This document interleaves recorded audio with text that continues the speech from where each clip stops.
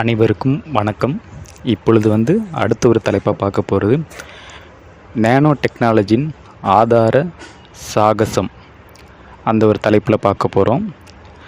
Nano technology ஆதார சாகசம் அணுவின் அளவில் பொருட்களை நம் இஷ்டப்படி மாற்றுவது.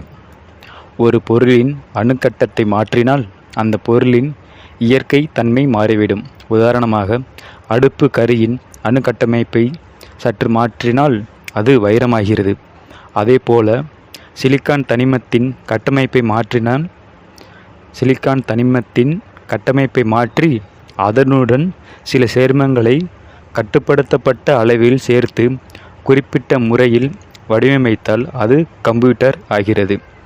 இன்னும் ஆதாரமாக பார்த்தால், மண், நீர், காற்று இவைகளின் அணுக்களை ஒரு வகையில் கூட்டமைத்தால் அது உருளைக்கிழங்கு ஆகிறது, அதாவது காய்கறியாக மாறுது. இந்த மூணும் சேர்ந்து ஒரு பையிங் ப்ராடக்ட் ஆகுது. அந்த பையிங் ப்ராடக்ட்டு தான் என்ன சொல்கிறாருன்னா நேனோ டெக்னாலஜி இதை தான் முயற்சிக்கிறது. சரிங்களா? நம்ம என்ன பண்ணுறோன்னா, அந்த அடுப்புக்கரின் அணுக்கட்டமைப்பை மாற்றினால் அது வைரமாகிறது. ஓகேவா? ஒரு பொருளின் அணுக்கட்டமைப்பை மாற்றினால் அந்த பொருளின் இயற்கை தன்மை மாறிவிடும். அதே மாதிரி நம்ம உடம்புல உள்ள அணுக்கட்டமைப்பை மாற்றினால் அந்த உடம்போட தன்மையும் மாறும். ஓகேங்களா? நம்ம டெக்னாலஜி சம்மந்தமாக பார்க்குறதுனால இதையும் நம்மையும் பார்த்துக்கணும். ஏன்னா அந்த உடம்புலேருந்து தானே அடுத்து ஒன்று போகுது. இப்போ மனசுக்கு தெரியாமல் வெளியில் ஒரு சயின்ஸ் வந்துட போகிறதில்ல. சரிங்களா? அதுக்காண்டி சொல்கிறேன். ஓகேவா? இயற்கை செய்வதை ஒரு ஆராய்ச்சி சாலையில் மனிதன் செய்ய முடியும் என்று நம்புகிறது. இன்றைய தினத்தின் மிக சிறந்த ஃபோட்டோ பிரித்தோகிராஃபிக்ஸ் உற்பத்தி முறைகள் கூட அணுக்களுடன் குறுக்கிடும் அளவுக்கு அத்தனை நுட்பமானதல்ல. ஒரு டிரான்சிஸ்டர் தொழில்நுட்பத்தில் கூட அதன் சிலிக்கான், பாஸ்பரஸ், ஆர்சினிக் போன்ற தனிம அணுக்களின் போக்குவரத்து லட்சக்கணக்கில் கோடிக்கணக்கில் இருக்கும். ஓர் அணுவை தனிப்படுத்தி நகர்த்தி நீ ஒதுக்குப்பா, அத்தனை எளிதில் பெறக்கூடியதல்ல. அதற்கான கருவிகள் நம்மிடம் இல்லை, திறமைகள் இல்லை, எப்படி செய்ய வேண்டும் என்னும் அந்த அறிவு மட்டும் உள்ளது. எதை எப்படி மாற்றினால் எது எதுவாகும் என்ற ஞானம் மட்டும் உள்ளது. அதன் செய்முறை இல்லை. கையில் கிரிக்கெட் விக்கெட் கீப்பர் கிளவுஸ் போட்டுக்கொண்டு தான் பந்தை பிடிக்கலாம். ஊசி நூல் கோர்க்க முடியாது. அதுபோல் இன்றைய டெக்னாலஜியில் இயலாத காரியம் எதிர்காலத்தில் கிளவுஸை கழற்றி வைத்துவிட்டு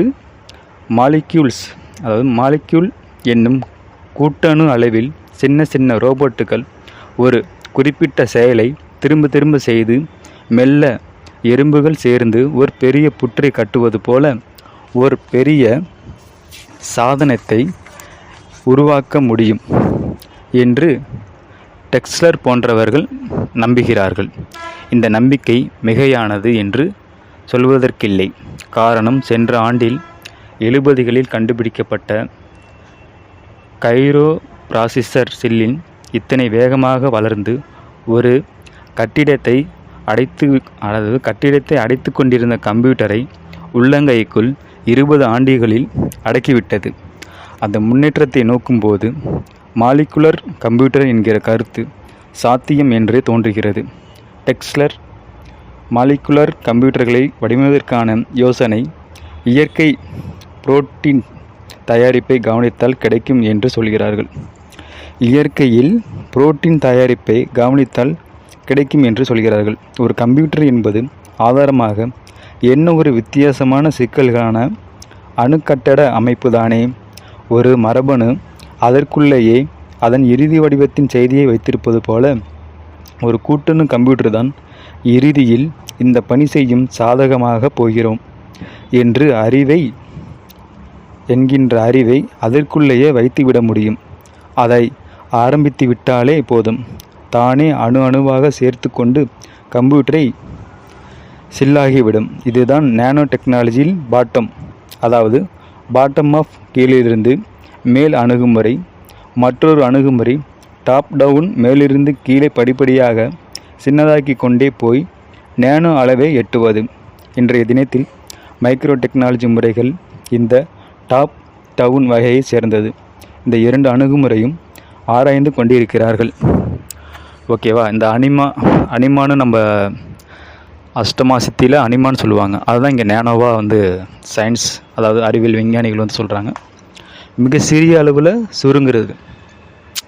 ஒரு பெரிய அளவில் நம்ம ஒரு விஷயத்தை இது பண்ணுறத ஒரு சிறிய அளவில் சிறுக்கிறது தான் ஒரு நேனோ டெக்னாலஜி. நேனோவாக மாற்றுறது, ஒரு கைக்கு அடக்கத்துக்குள்ளே கொண்டு வர்றது. சரிங்களா? அது இன்னும் அட்வான்ஸ்டாக இப்போ குவாண்டம் கம்ப்யூட்டரே வந்துடுச்சு. இன்னும் அட்வான்ஸ்டான ஒரு கம்ப்யூட்டரு, அட்வான்ஸ்டான உலகங்கள் இனிமேல் வரப்போகிறது. அதை நோக்கிய ஒரு சமுதாயமாக நம் அனைவரும் நகர்ந்து கொண்டு செல்ல வேண்டிய காலமும் வந்து கொண்டு தான் இருக்கிறது. நம்ம சீரியல் பார்த்துக்கிட்டு இந்த மாதிரி தேட்டருக்கு போய் படத்தை பார்த்துக்கிட்டு இப்படி பண்ணிகிட்டு இருந்தோம்னா நம்மளுடைய வாழ்க்கையை நாமே அழித்து கொள்கிறோம் என்று தான் அர்த்தம். சரிங்களா? இத்துடன் இந்த தலைப்பு முடிவடைகிறது. மீண்டும் அடுத்த ஒரு தலைப்பில் சந்திப்போம். நன்றி, வணக்கம்.